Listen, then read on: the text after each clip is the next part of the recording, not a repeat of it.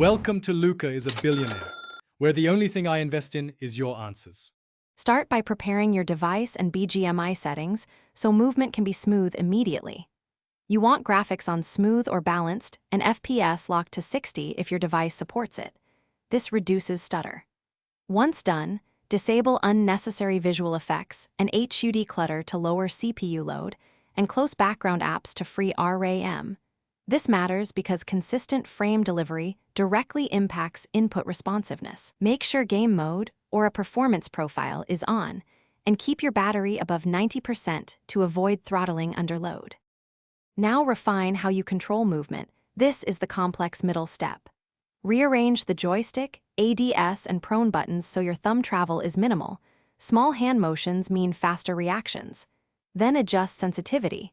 Change camera, ads, and gyroscope in 10 to 20% steps, testing each change in the training ground to feel the difference.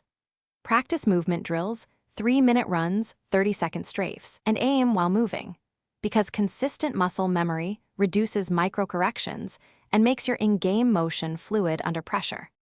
Finish by optimizing network and running final checks to lock in smooth movement.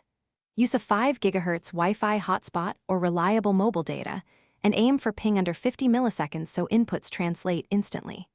Make sure overlays and notifications are off. Monitor frame drops with the in-game FPS metric. If you still get stutter or jitter, reduce render resolution, clear the app cache, or reinstall Bgmi to remove corrupted files. One key troubleshooting tip: if movement lags only in specific maps, test with default settings to isolate custom layouts. Thanks for watching, and please subscribe. It's the best investment you'll ever make.